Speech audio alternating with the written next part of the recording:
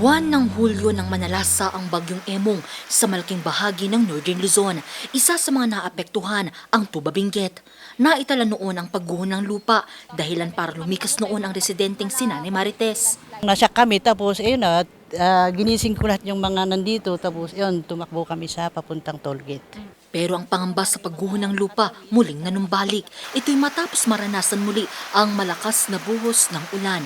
Kanyang ikinatatakot ang posibleng pagbagsak ng batong ito mula sa itaas ng rock shed sa Cannon Road. Oo naman po kasi konting ulan lang. Ayun, nung pang last week walang ulan, may bumagsak na. Pagka may signal na yun na medyo kasi parang na-phobia na kami eh. Ito yung pinakamahirap sa lahat, no? Baka hindi natin mapaghandaan to.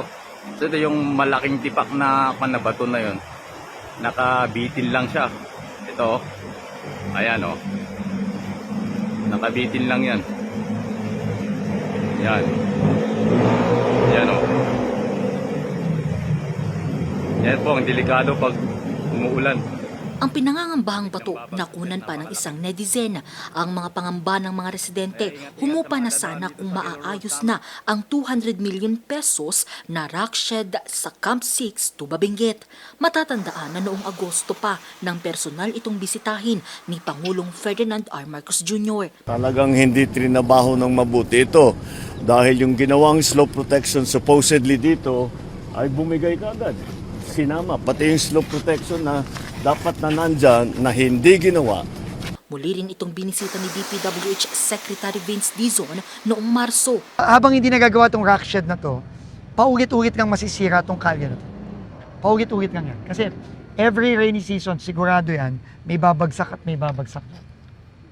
So yun ang report sa atin ni Mayor, report din niya kay Pangulo. So nandito ako para siguraduhin at i-assure ang ating local government ng Baguio and ng Tuba, ng Benguet, na tatapusin natin to.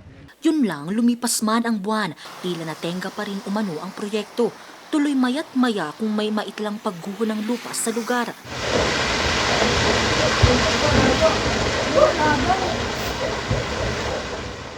Ayon sa Barangay Camp 4, wala pa rin silang natatanggap na petsa kung kailan uumpisahan ng DPWH Regional Office ang proyekto. Awan ka lang mas madam. May damat meeting nga tugyan na kanong jayet. Sa ngayon, panawagan ng mga residente na sana'y maumpisahan na ang taon nang nakatenggang rock shed.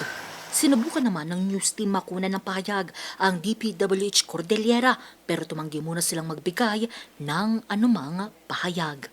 Angel Arquero para sa Nation on the Move.